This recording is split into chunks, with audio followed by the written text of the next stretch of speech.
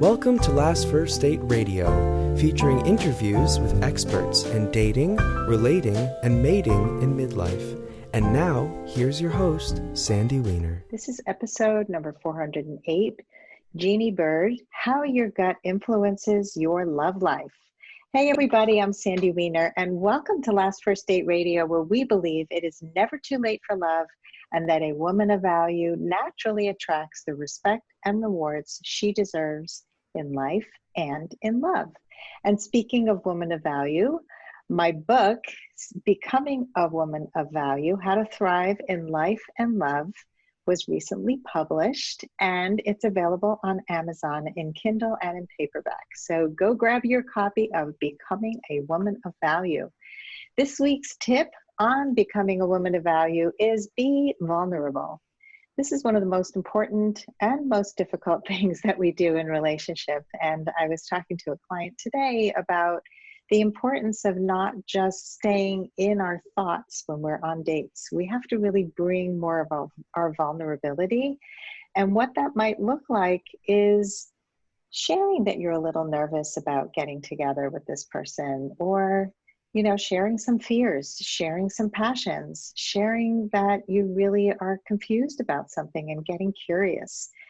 Being vulnerable instead of feeling like you have to come all perfect to every date and every relationship is really the key to developing the true intimacy that most of us are desiring. So my challenge to you this week is to be more vulnerable. See how you can interject vulnerability into conversations, not just in your romantic life, but in all your relationships. And you might be pleasantly surprised at how deep your relationships become and how much more interesting they become as well. And before I bring Jeanne on to the show, I just want to let everybody know that I have a fantastic Facebook group. It's called Your Last First Date. And we are a group for women 40 and up who are looking to have healthy, happy, long-lasting relationships. It is a place that supports your personal growth, your ability to communicate and show up and stand up and speak up as a woman of value. So join our group, Your Last First Date. And now for my guest, Jeanne Byrd. She is a Calling in the One coach. She has an international coaching practice, and she guides her clients to fall in love with themselves as the foundation for calling in the greatest love they could have. She helps them remove any barriers to love and fully embrace their worth to become magnetic to their desired partner. She has just completed her Master's of Science degree in health coaching and nutrition, and she has launched her signature program, Healthy Love, which includes creating self-care practices to design the body and love life you want, so there is no hesitation when your beloved comes knocking at your door. Welcome to the show, Jeanne. Thank you, Sandy. I'm just so excited to be with you here today. I'm just thrilled and just love what you're up to. And boy, that vulnerable piece is really appropriate right about now in this time of COVID. It's so much so. It's so true. And it feels like our missions align. And so I'm really excited for this conversation. Me too. Let's start with our gut, our nutrition. This whole show is about how that affects our love life. So what does the gut have to do with it? Right. Great question. Okay, so the gut is actually the seat of our immune system. And 80% of any disease we could ever contract begins in the gut. So most of us don't really know this as a fact, and also don't know that your mood, whatever mood you're in, is directly impacted to your gut, by your gut. Your gut is determining how you feel at any given moment, because the microbiome is attached to the vagus nerve, which begins in the gut and goes up to the brain, and then comes back down around to the backside of the body through what we call the vagus nerve. That is the delivery system of all the information, food and the processing of the food, and how your particular microbiome likes it or doesn't like it, therefore impacting your mood. So just a real basic, bottom line, simplistic analogy is, let's say you're a woman who's, committing to call in her beloved, and she sets her intention that, with a date and everything, and she's going for it. But then, oddly enough, she winds up sitting on her couch night after night after night eating Haagen-Dazs, and so where is the integrity of that? Where's the alignment of that? We have a problem.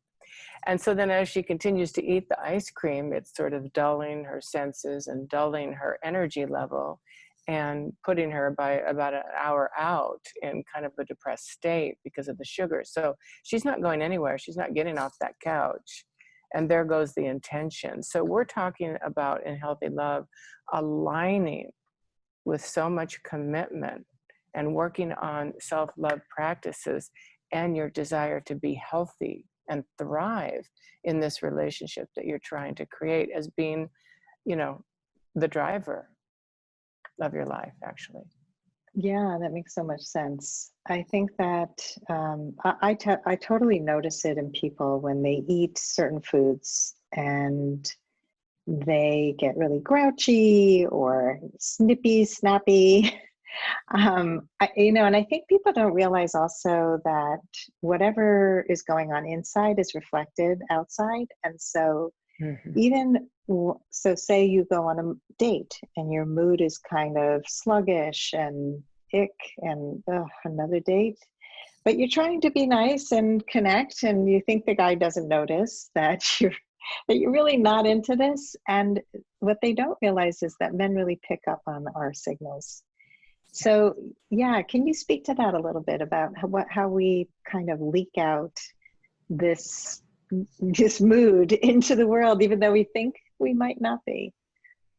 Well, I think it's that is more in alignment with the work that I do with Catherine Woodward Thomas, and that's what Healthy Love is, a blend of the transformative and intrapersonal work along with the interpersonal work. So, when I coach people, I make sure when I'm talking to them about dating that they have finished the practices that we teach them in terms of their work with themselves and their inner child before they go out on a date, so that they are living, breathing, exuding all the energy of their essence, the truth of who they are, loving themselves. So that is an energetic that is just so obvious for people to pick up on.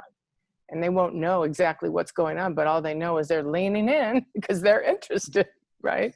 So I think when we go out on dates, women have to be very, very aware of, like I say, who's talking? Is it your adult resourceful self talking? Is she ready? She's ready to meet the charge? Or is this your younger, scared 7-year-old or 10 or 13, who's running the show? And therefore, the energy from that consciousness that you exude is not going to be favorable on that date. Yeah, and that's such an important topic. So let's go a little deeper into that. So many people don't resolve past wounds. They do bring that little scared child or the woundedness. And I mean, I've been on phone calls with men who immediately start talking about their wounds. Let me tell you about all the bad things that happened to me and the medication I'm taking and my addiction to food and this and that. And it's just like, wait a minute, this is really not very sexy, but it's like, no, a little TMI to begin. That's right. Oversharing, boundary crossing, lots of different things. Yes. But there is a tendency to want to kind of put your wounds on the table and connect with, like, my wounds connect with your wounds and my little child connects with your little child. And we're not connecting from this adult resourceful self. I love that term. And so why do people do that? Because they don't understand that who they're being is not really who they are. They don't understand that they have unconsciously been orchestrating their lives from this, well, we call it an identity, a false identity. Like, let's say I'm not worthy, or I'm not good enough, or I'm not safe, or I'm alone. You know, these are unconscious strategies that we as younger people develop when we're growing up, based on whatever the influence of our caregivers, teachers, siblings, whatever was, that made such an imprint in our psyche that we formed this identity. Let's say, like, one of, you know, I'm alone. So in your efforts and desire to be part of a group, to be in a couple, to be in a, you know, any kind of a group setting, meetings or whatnot, if your energy is like this, just pushing away the very thing you're trying to attract, you know, you probably have an I'm alone, where it was safer for you to be alone growing up and to isolate and to not try to be part of a group based on whatever happened to you. So we unconsciously make the meaning that we are, you know, I'm going to be alone forever. That's just it. You know, I can't get the love I need. You know, people don't want to be with me. But in reality, you are the one creating this preemptive strike to make sure that people don't get close. So talk about energy. That's an energy that you're exuding, which is like, don't get near me. You know, so that's from the I'm alone consciousness. Yeah, that's so interesting. I think, you know, the guardedness is so big in the dating world. And even in terms of flirting, you know, flirting can feel really vulnerable and scary to people. So what would you say to someone who has those guards up, who really wants to connect, but is just constantly putting up the walls and don't get too close? Well, I would recommend working with me so that we can go through all of those wounds, if you will, and get clarity on them. You know, we're in the business of clarity here. We're trying to make the unconscious conscious so that we can take that, put it on the operating table and pick it apart and look at, you know, the past for the sake of organizing around the future. Look at the past long enough and help the person transform out of that old identity and settle in their new skin, if you will, their new realization of who they really are, and not allow the past to have the final say in their future. So that would take a process. I usually try to encourage people not to be dating when they're working with me in this particular modality of calling in the one, and healthy love too, because it is a combo, you know, of preparing for your love. But if you're dating and swiping your apps and very, very busy and trying to do this really deep transformative work, it more than likely won't stick.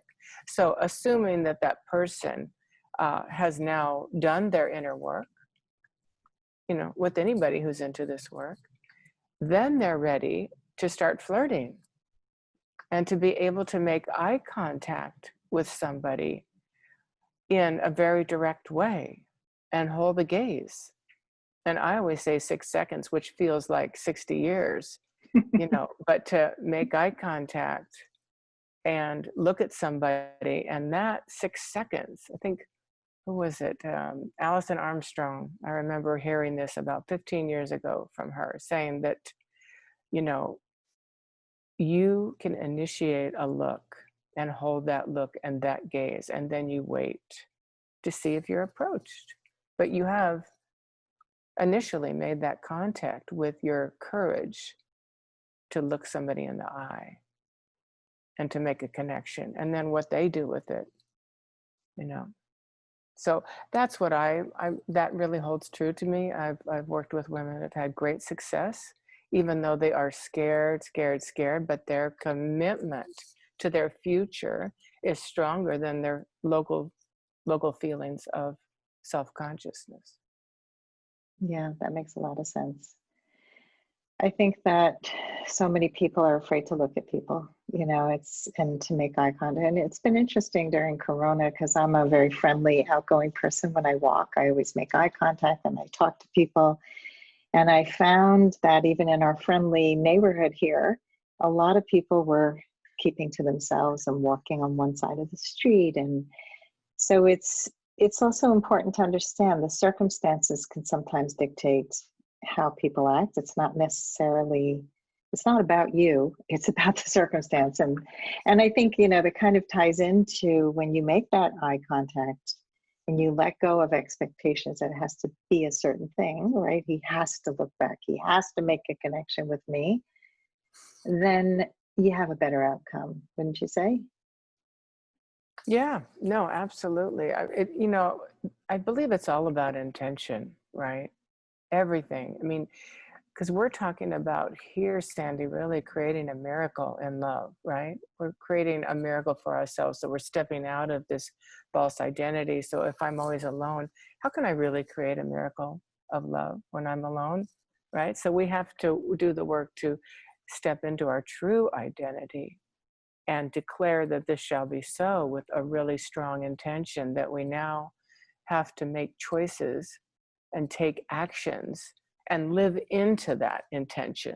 It's like with, you're right. It's remember the days of, I don't know if you ever were raised this way, but where you gave up chocolate for Lent or gave up something for Lent, you said, okay, I'm going to do this for the whole months or whatever. And then of course, nobody's looking, you take that piece of chocolate, It's so too with our intention. We'll make a choice that is out of alignment with our intention that will keep us further away from our goal of happy, healthy love. And, we all do it, but we just have to, okay, forgive ourselves. All right, sweetheart, let's get back up on the horse. And now we can make a new choice now. So it's about living into your intention in thought, word, and deed. So that brings you closer, because it's never going to happen otherwise, right? So we have to get rigorous and we have to make a commitment to ourselves. And I think that most people have a big problem with making a commitment to themselves. They'll commit to everybody else on the planet, but to themselves, no, let me just go have some ice cream. Right. I was just talking to my son-in-law about this, like why coaching is so successful is because people are accountable to their coach. They're like I have accountability partners who I commit to, and that's how I got my book written and published, because otherwise you make other things more important. So Right. keeping your word, and also I would say that when you keep your word, you're going to attract in more people who keep their word, because there's so much flakiness out there of people who are not following through. Yeah, absolutely. Right? Yes. I love that. That's really wonderful. I love the way you phrase that. Mm. Yeah, keeping our word, being in integrity with our word. Mm-hmm. Like somebody knows that if you say you're going to do something, you are right there. There's so much good in that. Yeah, and I love that you also brought up to forgive yourself if you make a poor choice, if you get out of alignment. And I think the other piece of this is to recognize when you're out of alignment. I watch my son, who really tries to live in alignment with his values. And every once in a while, when he makes a choice that he decides something too soon, and it's not really for him, it's a people pleasing yes, he feels it right away, and he starts to, like, he's having like an inner battle. I can see it until he makes right with what's going on for him, because he has to live with himself. And not everybody has that level of awareness, but when you do, Right. you can quickly get there. And just, I think what people often do is they beat themselves up. So do you have any tips for people who are stuck in that loop of, why did I do this? And then they go spiral. It's like you have that first bite of ice cream and now I'm going to eat the whole pint. Right? Back to Haagen-Dazs, because why not? Yeah, exactly. Yeah, I've already screwed up. So what's another few scoops going to matter, but it does matter. It really matters. So I think, tips again would be learning in this work to be able to identify what your feelings are. so that you, if something happens and you go, off the deep end, that you can check it, just like you're saying, like your son will know it by what he's feeling in his body. Your body will tell you. So if you understand your feelings, this is what we do in the work, is to get clear on what your feelings and needs are. We call it developing emotional intelligence, so that, again, you're clear about in your who's talking, who's talking, my adult resourceful self or my little kid, and who's running the show.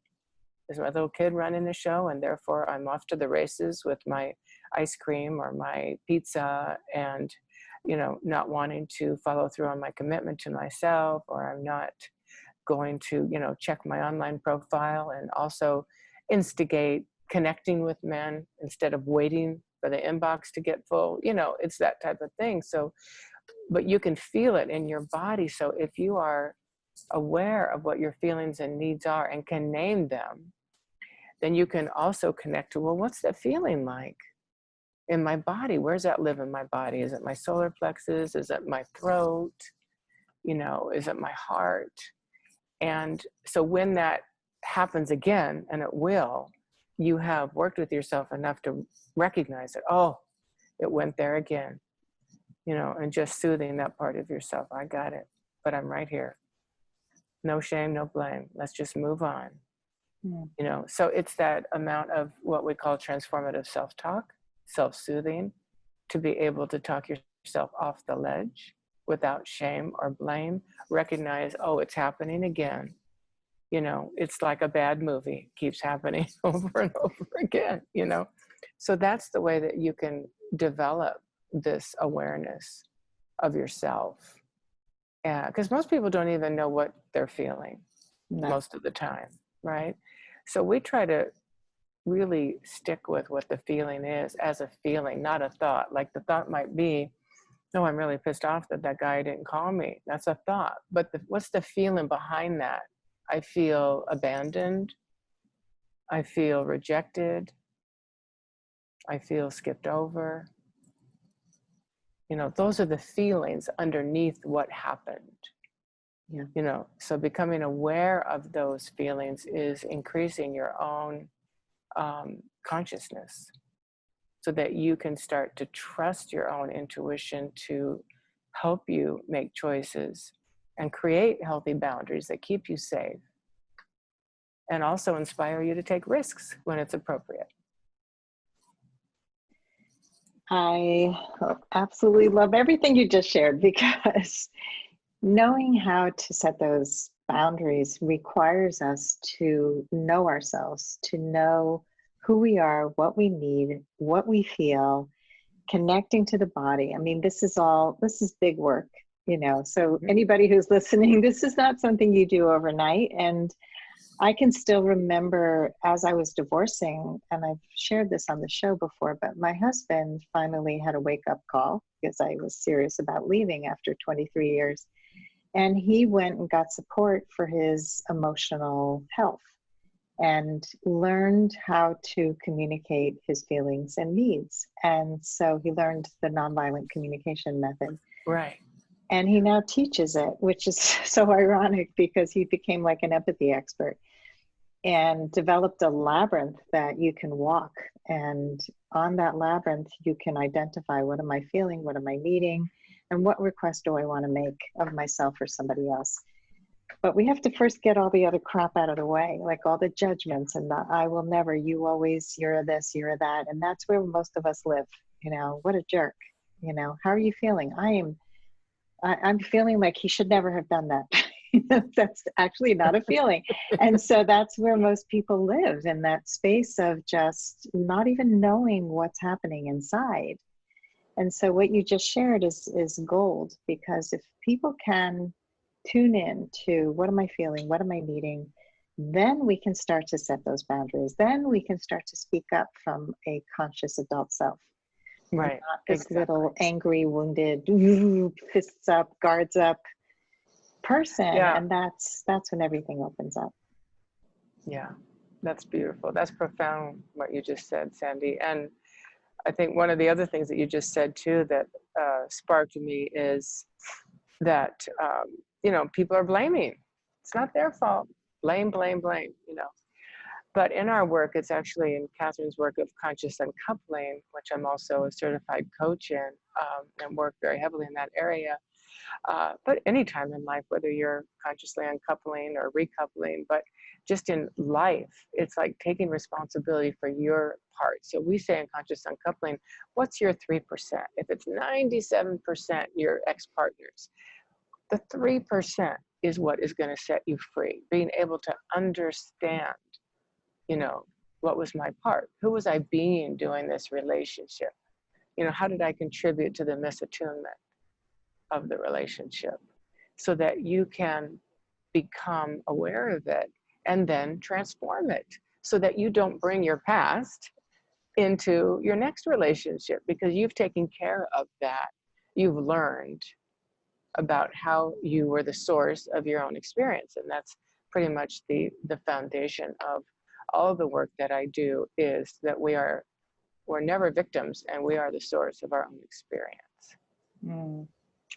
One of the rules or the guidelines in my Facebook group is that we don't label people. We are not victims. We are kind to each other, and we don't allow the use of words like he's a narcissist, and just to kind of try and diagnose people who you don't even know, And so I did a whole video on it with my Boundaries course co-leader yesterday, because I wanted them to understand why it hurts us to just stay in this place of righteous indignation and anger and hatred towards an ex who was displaying maybe narcissistic behaviors.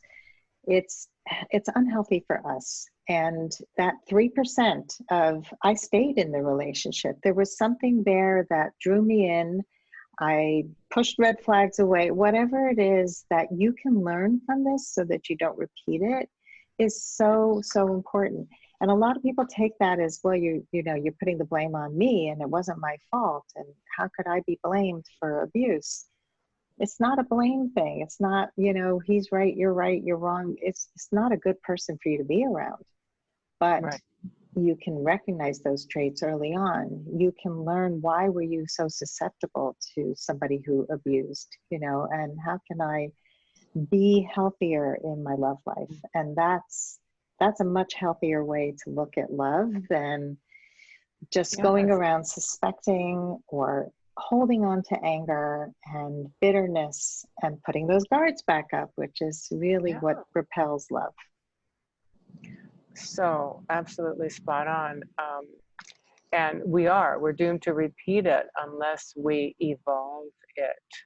So, with all those red flags and ignoring them and putting up with abuse and not leaving, the question that I would then turn onto anybody who's in that situation is, how are you abusing yourself? How are you not there for yourself? And more times than not, it's going to be the intrapersonal relationship, the relationship with you and you, that is the reason why the relationship didn't work out, because you were allowing it, It's like we sometimes say there's, you abandon yourself so much to the point where there's no there. Where is the person? Where did the person go? Yeah, it's true. Turned into Teflon. That's right. Yeah, and that's the beauty of this work, is that you're suddenly revealing the beauty of who you really are, not who this guarded, armored person is. And I've been watching this show called Better Things on, where is it? On Heard Hulu. of it. Heard of it? So the main character is divorced, and there's this beautiful pivotal scene where all of her divorced friends are together and they're having this sort of forgiveness party, and they're standing around writing letters to their exes and forgiving and putting the letter in the fire. And everybody writes these beautiful letters. Her letter is all like, you're an idiot, I hate you, you should rot in hell. So her friends call her on it though, and they're like, that bitterness that you have, it's getting old and it's really ugly.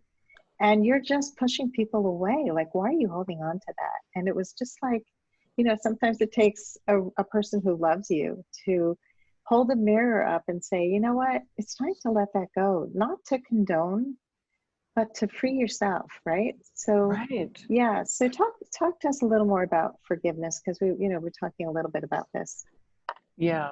Well, forgiveness is, I call it a verb, it's just because it's an action. It's an action. It's a constant, perpetuated action where you are the forgiver so that you, as you just said, can be set free, right? It's not for the other person. You are freeing up all the stagnant, emotional, devastating space in your whole energy field and in your heart so that you can move on. So forgiving another, and also incorporating the forgiveness with an amends to yourself, an amends to maybe another person, is a complete cycle of forgiveness that is really beautiful. And also what I do in my work is incorporate what we call soul-to-soul communication, so that if you're not able to speak in person to your ex who you're forgiving, as you move on, you can at least have a conversation soul to soul with that person so that you can forgive and release. You're talking about, replenishing your energy bank so that you are full and emotionally and physically ready to move on in your life. So, a relationship that doesn't end peacefully doesn't end. So I think that people who are still holding on to that grudge like crazy, it's a negative bond, right? But at least it's a bond. At least they have another human to think about in their life so that they can fill up all their energy. It's misplaced, sadly, which is why people need coaches like us to help out, right? So that we can draw that to their attention in the most loving way and give them transformative tools to be able to evolve out of that false identity. Yeah, because that's not really true. It's a reaction. It's a reaction to what happened to them. And it's not like it happened, 40 years ago. It happened 4 minutes ago. The wound got recreated. Even when it happens 40 years ago, which somebody was once on my show, and she said she had a relative who was divorced like 40 years, and she took it to her dying day. She said, I will never marry again because I'm not going to let him have the satisfaction of seeing me get it was just this venom that she carried with her. And it was like this fuel that kept her going in a way, but it also kept her from love again. And it's sad to see people close themselves off based on false information, on things that they absolutely don't need to hold on to. It's a yoke. It really is a yoke. And people don't really understand this concept. It's complex, but when you do it, you don't even think about it. I think it's true for not just past loves, but family members who hurt you, people in your life, right? You can walk around saying, I am this way because of my parents, and, and I'm so angry at them, and so when are you going to let that go? Like, really, how is it holding you back in your life?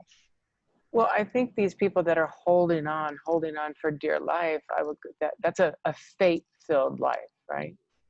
Fate has got control over their lives. And what we're talking about in a transformative world here is, with people taking responsibility, it's about creating your destiny life, the life that you were born to live. We did not come here on this planet to continue the cycle of pain from our family. No, we came into this world for whatever the deepest desires that are coursing through our vein are guiding us to. That's why we came here. And irrespective of how boorish our parents were, we don't focus on that. We're not responsible as children, but as adults, we are responsible to evolve out of that, make empowered meaning, and move on into our destiny. And it's a process. It is a process, but it's an important it's a worthy one. Yeah, totally worthy. Yes, yeah. I totally agree with you. It's such an important one because we get held back. And we don't have to. We are in charge of our destiny in so many more ways than people ever imagine. Yeah. Yeah. So Jeannie, let's end with a question about nutrition, because that was what we started with. So let's circle back, and if you can share some tips for nutritional choices that can help people stay pumped up in their search for love. Yeah, a couple of things. Thank you, Sandy. I think one of the most important things is to let go of genetically modified foods. Anything that says non-gluten is just as bad as gluten. So anything that is, it says non-GMO or all that, you just have to discard that, because it's most likely not true. It's all part of a $45 billion industry. So you want to just eat real food, avoid white flour at all costs, and try to stay away from dairy unless it's sheep and goat, and eat your weight in vegetables and fruits, and meat if it's grass-fed, chicken if it's free range, turkey if it's free range. That's just the basics, in terms of, and of course there's the 80-20 rule where, you have birthday cake or wedding cake or whatever that might be, then you give yourself a free hall pass. But basically, like in the work that I do, it's combined with learning to love yourself, helps you in the commitment to stay on the path. Your love for yourself and your excitement about your future keeps you on the path of the straight and narrow. The other thing that it'll probably sound a bit radical, but it's actually what is happening in the medical industry right now, and it is our future, and that is to go and get stool tests and find out what is in your microbiome. And instead of spending all your paycheck on vitamins that you're not sure how they interact with your body, you get that test and you have a plethora of data that is coming back to you to inform you as to what your particular microbiome needs. I could say for me, I was so surprised to get my test back and to find out that tomatoes and cucumbers and spinach is not good for me. Those 3 items. So I don't eat them anymore, but it's like throwing away the whole Mediterranean diet in my life. I'm so used to that, right? But so I don't eat those things anymore. I have more energy. I don't feel as arthritic. So these are just a few tips. And I know they sound a bit, hardcore, but it is getting to that, eating the middle aisle of the foods in the grocery store should have caution tape around them, and no mother should be allowed to get there and bring that stuff to the checkout counter, in my opinion, because there's nothing nutritious, and it's causing autism and it's causing diabetes. So we have a lot of work to do in that regard in terms of our food supply and how Monsanto is, determining what we eat. But that's a whole nother. Yeah, right. That's a whole other podcast.